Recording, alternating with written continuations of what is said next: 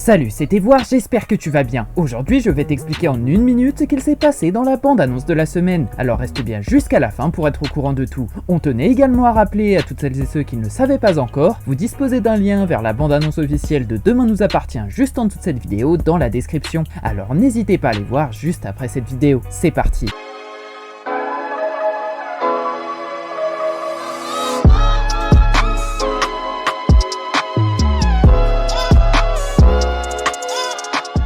La semaine dernière, l'enquête sur la mort de Stéphanie Ratajski a pris une nouvelle tournure. Les policiers ont découvert que la lettre de suicide de Stéphanie était falsifiée, relançant ainsi l'investigation. Timothée et Roxane ont établi un lien entre Bruno et Stéphanie, ce qui a conduit à des interrogations sur le rôle de Bruno dans cette affaire, mais pour Sidonie, Victor Brunet est toujours coupable, et cela a mené Timothée à s'en prendre à elle et à se retrouver en prison. De son côté, Swazik a accepté suite à la demande de François de faire une trêve avec Gloria, afin que leur cohabitation se passe au mieux, tandis que Jordan a saisi une opportunité professionnelle de mannequinat marquant un tournant dans sa carrière. Pour cette semaine dans Demain nous appartient, le père de Timothée, Victor Brunet, ne sait plus du tout quoi faire pour soutenir son fils qui se trouve toujours derrière les barreaux, suite à son altercation avec Sidonie. Alors l'homme décide de faire appel à Carla Urtis, la mère de Timothée, qui fait donc son grand retour à 7 avec des intentions bien précises. Son arrivée suscite en effet des tensions avec Bruno Paoletti, qui soutient Sidonie,